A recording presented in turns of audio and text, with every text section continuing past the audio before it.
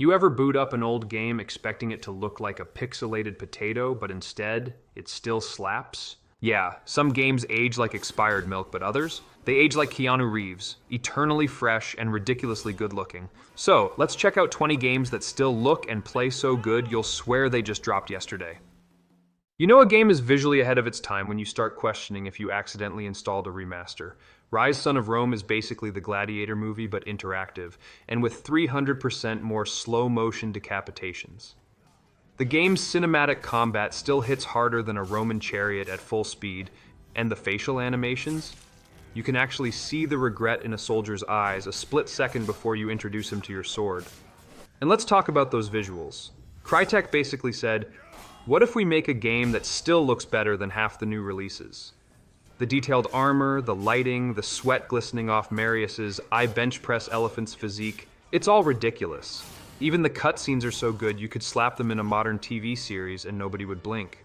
Sure, the combat gets a bit repetitive, but who cares when it feels this satisfying? It's like eating an entire pizza alone.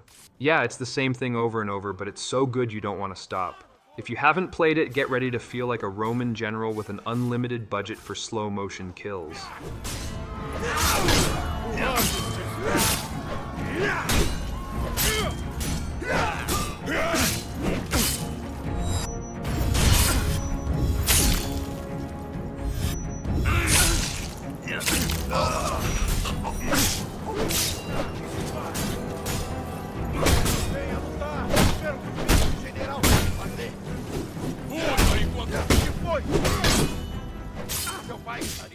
If you've ever wanted to be the ultimate rebellious superhero, Infamous Second Son is your game. Delson Rowe is the guy you wish you were in high school, parkouring across Seattle, absorbing powers like he's in an all-you-can-eat buffet of destruction, and dropping one-liners like he has a scriptwriter following him around. But let's talk about the real star here, the neon power. My God, that neon glow makes the whole game look like a futuristic music video. Running up walls, gliding through the city, sniping enemies with glowing laser blasts. It still feels amazing. The lighting effects are so gorgeous, it's like the developers kidnapped the sun and told it to work overtime. And the world? Seattle never looked this good, even in real life. It's always raining, but somehow in this game it makes everything look better. The reflections, the atmosphere, the little details in graffiti and storefronts, it all still holds up better than my Wi-Fi connection on a stormy day. So, if you haven't played it, now's your chance. Just don't blame me when you start pretending your phone charger is a superpower source. I got a wife and kids.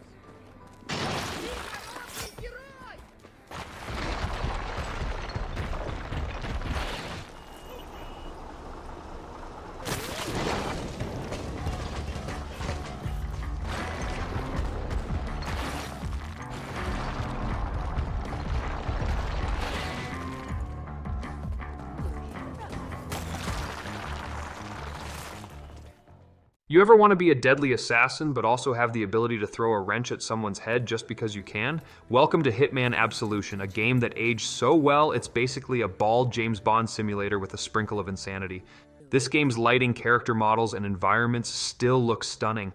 I mean, have you seen the rain effects? It's like the developers sat outside in a thunderstorm for weeks just to make sure they got every raindrop perfect. And the AI? These NPCs react so realistically that sometimes I feel bad ruining their day, until I remember I can disguise myself as a chef and assassinate someone with a frying pan. And let's not forget how ridiculously over-the-top stealth can get.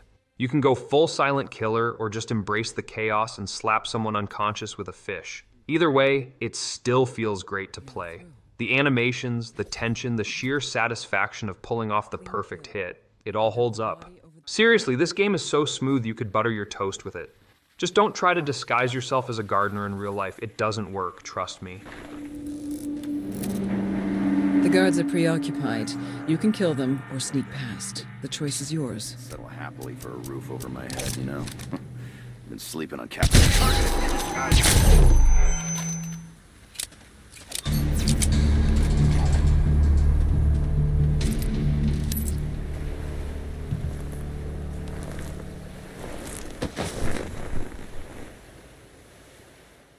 This isn't just a game, it's an emotional roller coaster that punches you in the soul and doesn't apologize. Beyond, Two Souls was already ahead of its time when it launched, and even now it still looks like a Hollywood blockbuster. The motion capture is so good you can see every tiny expression on Jodie's face. Every sigh, every nervous glance, every moment of heartbreak, it's all there. It's basically like binge-watching an HBO series, except you are the one making the horrible life choices. And then there's Aiden, the invisible entity who is basically the worst or best backseat driver ever.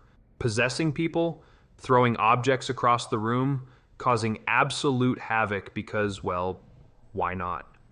This game gives you the power of a ghostly poltergeist, and it never stops being fun. The graphics, the facial animations, the sheer cinematic quality, it still looks better than some modern games. Just be prepared for an emotional breakdown by the time the credits roll. You've been warned. I've missed you so much, Jodie. I've missed you so much. What happened? What did they do to you? The drugs they gave me trapped me in this hell. There's nothing I can do. Just wait for it to end. I'm gonna get you out of here. I'm gonna help you. It's too late, Jodie. It's too late. Listen, I don't know what kind of dark magic Ubisoft used back in 2010, but somehow, the Forgotten Sands still looks fantastic. Maybe it's the fluid animations, maybe it's the insane parkour, or maybe it's just the fact that playing as a badass prince with time manipulation powers will never get old. The platforming is so smooth it makes you feel like an Olympic gymnast. Wall running, leaping across crumbling ruins, dodging spikes by the skin of your teeth, it's the kind of gameplay that still holds up against modern platformers. And the water freezing mechanic? Chef's kiss. It adds such a cool pun-intended twist to the platforming, making every level feel like a beautifully choreographed puzzle. Plus, the combat, while simple, is still satisfying. Nothing beats mowing through a horde of enemies and then rewinding time just to flex on them.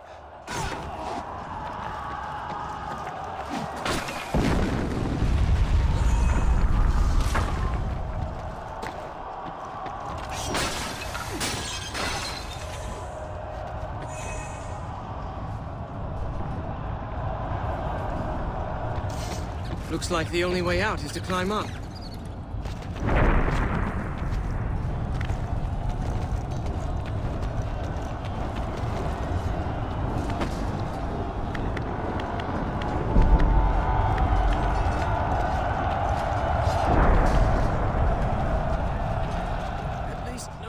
Middle-earth Shadow of Mordor didn't just age well, it put on an elven cloak, walked through time, and said, yeah, I still look better than half of y'all. This game took the Assassin's Creed formula, added some Tolkien magic, and threw in a Nemesis system so good that other games were too scared to copy it. Speaking of the Nemesis system, this thing still slaps. You humiliate an Uruk, he comes back with a scar and an attitude. You set one on fire, he returns with burns and a personal vendetta. It's basically Middle-earth's version of a toxic ex. You think you're done, but nope, they're back and angrier than ever. And the combat? Still chef's kiss satisfying. You chain sword strikes like a ballet of violence, vault over enemies, and then teleport stab an orc across the battlefield. The animations are so smooth, it's like Talion took gymnastics lessons before becoming a ghost-infused ranger. Honestly, if this game got released today with slightly better textures, people would just assume it was a new AAA title. It's that good. And let's be real, stealth stabbing Uruks and watching them dramatically collapse never gets old.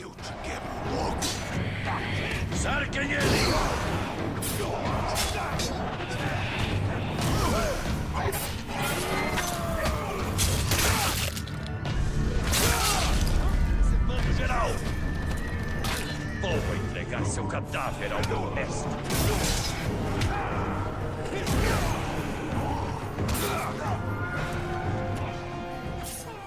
Remember Me, ironically, a game that a lot of people forgot about. But guess what? This cyberpunk gem still holds up like a futuristic, neon-lit fever dream. First of all, the art design, absolutely stunning. It's like someone took Blade Runner, added a dash of Parisian elegance, and said, let's make this look insanely cool. The world of Neo Paris is dripping in atmosphere, and it still feels more futuristic than some of the actual cyberpunk games we got recently. And the combat? Imagine if Batman Arkham's free-flow fighting and a memory-hacking superpower had a beautiful sci-fi baby. Neelan's moves are so smooth she could probably moonwalk while knocking out enemies. And let's not forget the memory remixing, rewriting someone's memories to turn them against their allies. That's next level mind control, and honestly, I wish I had that power in real life. Seriously, if you missed this game, now's your chance. Just don't blame me when you start questioning if your own memories have been altered.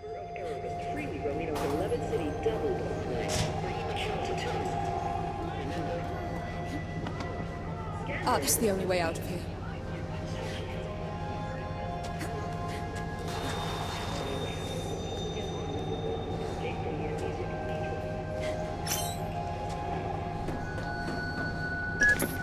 Edge. Who is this Tommy guy? Tommy was your closest friend. A former memory hunter who's still faithful to our cause. If action movies and video games had a love child, it would be Uncharted 2 Among Thieves. This game isn't just a masterpiece, it's basically the reason why half the gaming industry decided to add cinematic experiences to everything. Let's start with the train level. If you know, you know. That entire sequence is pure adrenaline, and even today, it holds up better than some modern action games. Drake is out here climbing, shooting, and wisecracking while a train dangles off a cliff. And that's just the opening. The visuals? Still gorgeous. The character animations? Unbelievably smooth. The gameplay? It's like someone took Indiana Jones, added gunfights, and removed all the snakes. Naughty Dog went absolutely feral with the set pieces, and somehow every single one still feels fresh. Honestly, this game should have aged like a 2009 meme, but instead, it's aging like fine wine. If you haven't played it, get ready to experience one of the greatest action-adventure games ever made. And if you have played it, do yourself a favor, play it again. Now what do? We jump? Oh, hold on there, Sundance. You gotta be out of your mind. We'll break our goddamn necks. If we get caught, Lazarevich will break them for us. I'm getting too old for this bullshit. Oh, come on, now don't you start this again. Listen, I don't have your luck. Guys like me gotta know when to walk away from the table. Sully, we're gonna get out of this, okay? We always do. Yeah. You go meet your girl in Nepal. I'm going somewhere warm. Come on. Hey, you can tell me all about it when you get back. If GTA and a classic kung fu movie had a chaotic, high-energy baby, it would be Sleeping Dogs. This game didn't just age well, it aged like Bruce Lee's legacy. Legendary, powerful, and still ready to drop-kick fools at any moment. First of all, the hand-to-hand combat is still one of the best in any open-world game. Wei Shen out here fighting like he just stepped out of a Jackie Chan film. You can throw dudes into dumpsters, use the environment for brutal takedowns, and parry attacks like you've been training at a Shaolin temple since birth. And let's talk about Hong Kong. This city still looks amazing. Neon lights reflecting on rain-soaked streets? Check. Crowded markets full of street vendors and shady deals? Double check. The kind of open-world immersion that makes you feel like a true undercover badass? Triple check. Driving, combat, parkour, it all holds up so well that it's a crime this game never got a sequel. If you haven't played it, you're missing out on one of the best action-packed open-world experiences ever made. Also, don't blame me when you suddenly start craving dim sum after playing.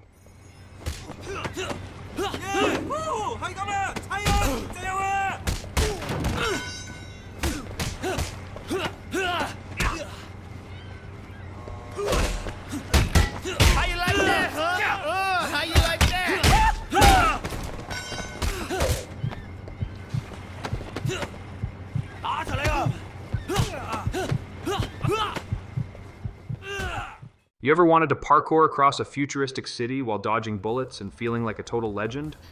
Well, Mirror's Edge is still the king of first-person movement, and honestly, no game has topped it since. This game's art style is timeless. Instead of going for hyper-realism, Mirror's Edge embraced a clean, minimalist aesthetic. Crisp whites, bold reds, and just enough color to guide you through its rooftop playground. Even today, it looks like it came straight out of a high-end sci-fi commercial. And the movement, absolutely buttery smooth. Sprinting across rooftops, wall running, sliding under pipes, and leaping from buildings feels so good that even modern games struggle to match it. Faith moves like a parkour goddess, and when you nail a perfect run, it feels like pure flow state magic. Also, fun fact, if you play this game for too long, you will start looking at your own city differently. I could totally wall run off that billboard and grab onto that ledge. But please, for legal reasons, do not try this in real life. Bottom line, Mirror's Edge still holds up. The only thing that didn't age well? My ability to land jumps without screaming.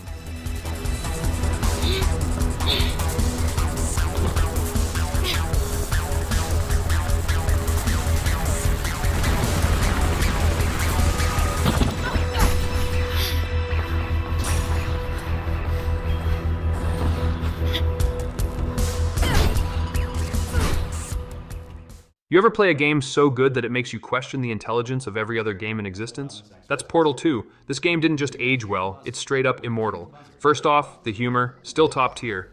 GLaDOS is out here throwing shade sharper than a freshly polished turret, Wheatley is bumbling around like an over-caffeinated intern, and Cave Johnson's lemon monologue.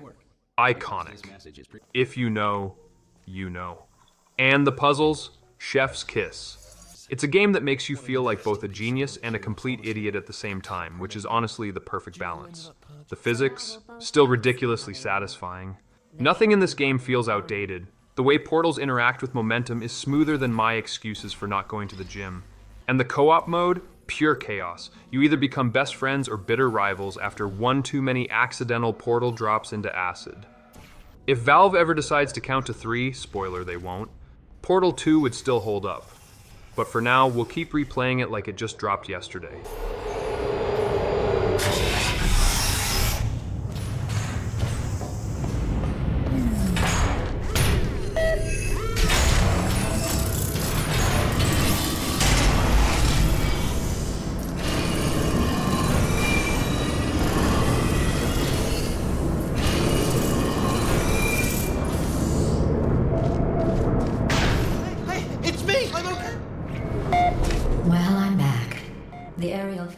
You know what aged better than fine wine? Far Cry 3. This game is so good, Ubisoft has been copy-pasting its formula for over a decade. Let's talk about Voss. This man is still one of the best villains in gaming. You could argue he is the game. His insanity, his unpredictability, that definition of insanity monologue, chills. They don't make villains like this anymore. Nowadays, we just get angry businessmen in suits. The gameplay, absolute carnage. You got flamethrowers, wingsuits, and an entire island full of bad guys just waiting to be stealth takedowned. You ever chain an entire outpost takedown without being seen? That's a power trip no modern game can match. And let's not forget the wildlife. One second you're liberating an outpost like a pro, the next you're getting bodied by a rogue Komodo dragon. You can be on the top of your game and boom, a tiger decides it's lunchtime. No other game keeps you this on edge. It may be over a decade old, but Far Cry 3 still plays like a brand new game. And if you haven't experienced it yet, congratulations, you're about to meet Voss. Good luck.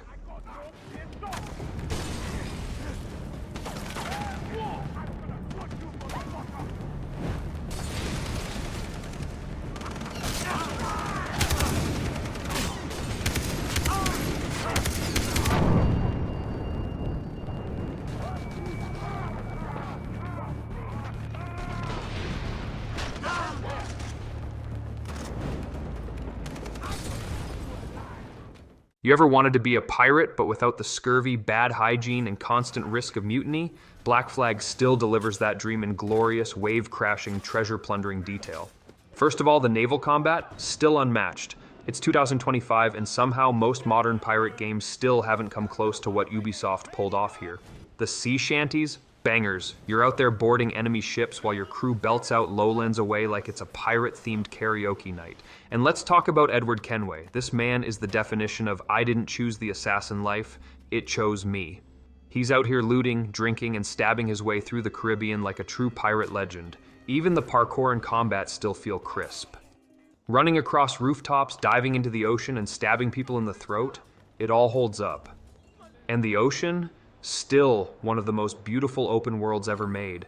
Honestly, Black Flag is so good that even modern Assassin's Creed games struggle to match its charm. If Ubisoft dropped this today with slightly better graphics, people would assume it's a next-gen release. That's how well it aged. Registrad cada centímetro de este lugar. No dejéis piedras sin alzar ni arbustos sin remover. El tesoro podría estar en cualquier parte.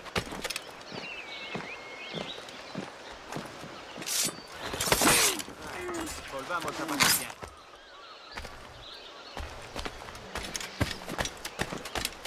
¡Informad! ¡Hay algo!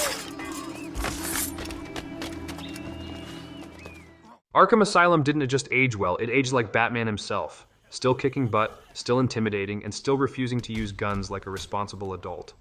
Let's start with the combat. Free flow combat, revolutionary.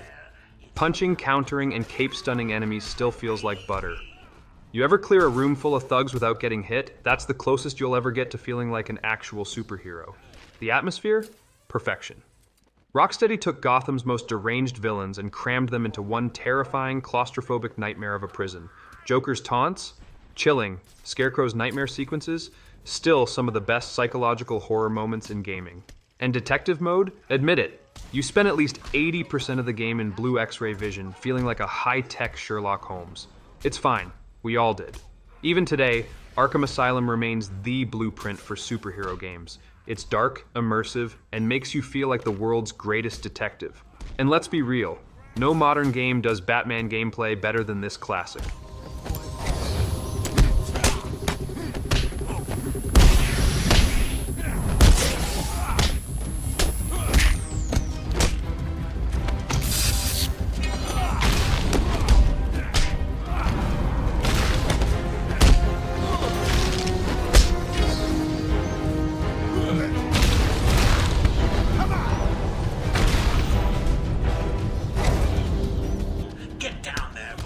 You ever play a game so good that it gets a sequel 13 years later and people still lose their minds? That's Alan Wake. This game didn't just age well, it became legendary.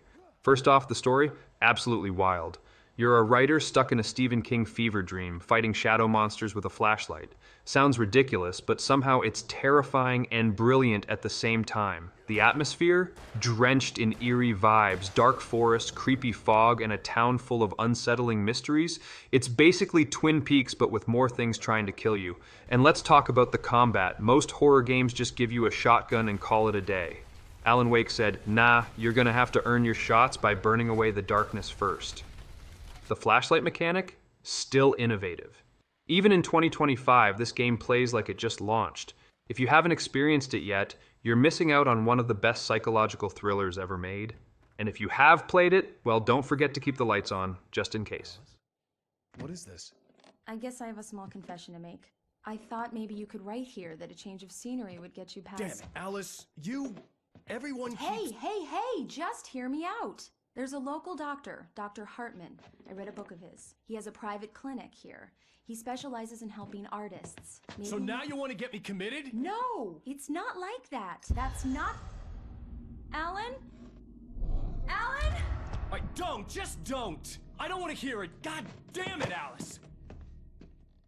Before Spider-Man Into the Spider-Verse made the multiverse cool, Shattered Dimensions was out here letting us play as 4 different Spider-Men, because why settle for one when you can have all of them? You got your classic Amazing Spider-Man, Ultimate Spider-Man rocking the symbiote suit, Spider-Man Noir sneaking through the shadows like he's Batman's long-lost cousin, and Spider-Man 2099 doing futuristic free falls that would make your stomach drop. The combat? Smoother than Peter Parker's terrible one-liners. The visuals? Still stylish as hell. The voice acting? Iconic. They got the actual voice actors from different Spidey shows, meaning this game is pure nostalgia in the best way possible. And let's not forget the villain lineup. You got classic baddies like Mysterio, Deadpool being, well, Deadpool, and a multiversal mess that somehow still makes more sense than the current MCU timeline. Seriously, Shattered Dimensions deserves a remaster. But until then, we'll keep web-slinging through this classic like it just dropped yesterday. Out of the way.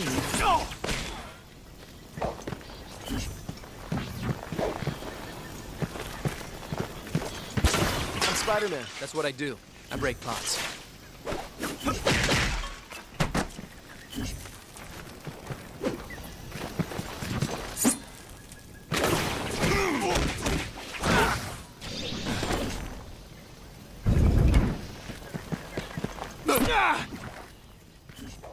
You ever play a game that gives you an insane amount of freedom but then immediately regrets it? That's Dishonored. You can be a silent assassin, a chaotic murderer, or that guy who keeps accidentally throwing bodies off rooftops. The choice is yours. The stealth? Still top tier. Sneaking through Dunwall's plague-ridden streets, parkouring over rooftops, and eavesdropping on guards who are way too confident in their security. Never gets old. The powers? Absurdly fun. Blink lets you teleport like Nightcrawler on Red Bull. Possession lets you become a rat, or worse, a fish. And if you're feeling really creative, Bend Time turns you into a reality-breaking god. The chaos system? Brilliant. Be a ghost, and the world stays peaceful. Go full psycho, and Dunwall basically turns into The Walking Dead. Either way, the storytelling adjusts in ways most modern games still struggle to pull off. Honestly, Dishonored doesn't just hold up. It puts most modern stealth games to shame. If you haven't played it, what are you waiting for? The outsider himself to invite you?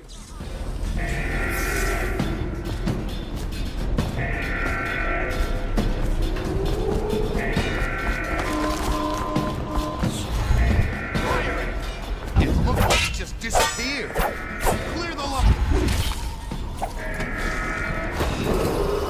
Attention, all members of the City Watch. A dangerous intruder has been spotted on Caldwell's Bridge, near the home of Anton... Look, Bayonetta isn't just a game, it's a religious experience. It's what happens when you mix stylish action, over-the-top set pieces, and pure chaos into one glorious high-heeled package. First off, the combat? Buttery smooth. You're flipping, dodging, and summoning demonic fists mid-combo like it's just another Tuesday. Dodging at the last second activates Witch Time, making you feel like you have Ultra Instinct. The story? Who cares? You're here to beat the living halo out of celestial beings while looking fabulous. But if you must know, it involves time travel, multiverses, and at some point you're fighting on a jet plane in midair. Standard Bayonetta nonsense. And let's not forget the soundtrack. Jazz, infused, mayhem. Every battle feels like a Broadway show where everyone's trying to kill you. Even today, Bayonetta 2 is one of the best action games out there. If you love insane combat, ridiculous set pieces, and a main character with more sass than an entire reality TV show, you need this game in your life.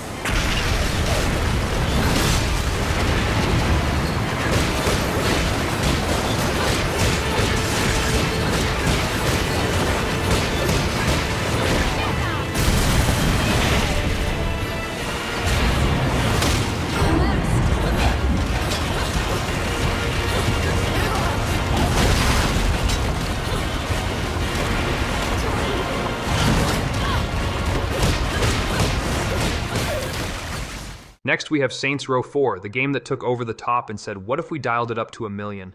You're not just a gang leader anymore, you're the president of the United States. And oh yeah, aliens invade. Naturally, you gain superpowers, because why not? You're out here running faster than cars, jumping over buildings, and drop-kicking aliens straight into orbit. The writing? Absolutely unhinged. 1 minute, you're punching an alien warlord in the face, the next, you're stuck in a 1950s sitcom nightmare. And at one point, there's a mission that turns into a full-blown text adventure. The game never stops throwing wild ideas at you. The weapons? Insane.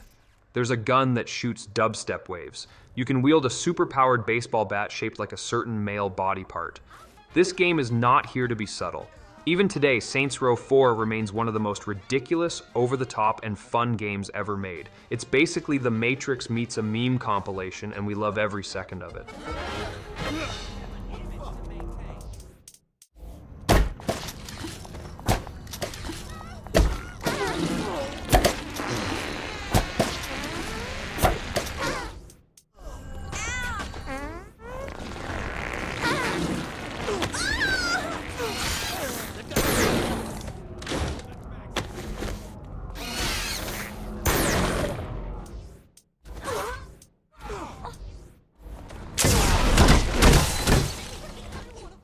Tomb Raider didn't just age well, it reinvented itself so hard that modern action games are still trying to catch up.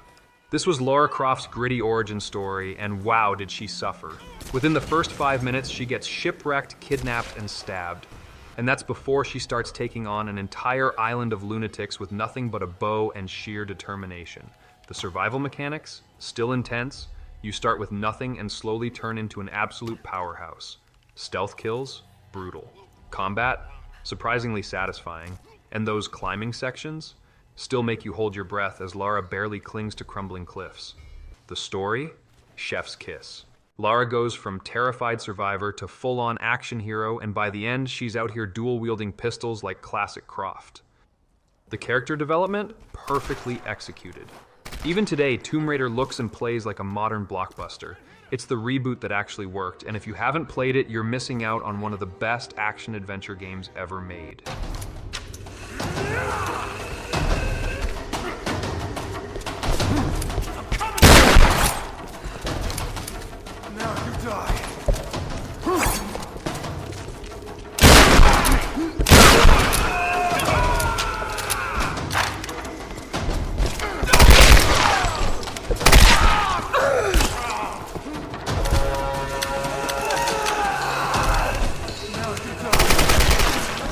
And that's it. 20 games that aged like fine wine, while other games aged like spoiled milk. If you made it this far, you're legally required to hit that like button. Drop a comment with your favorite game from the list, or let me know which classics you think still hold up today. And of course, subscribe for more gaming greatness, or else Voss might show up at your house to personally redefine insanity for you. See you in the next one.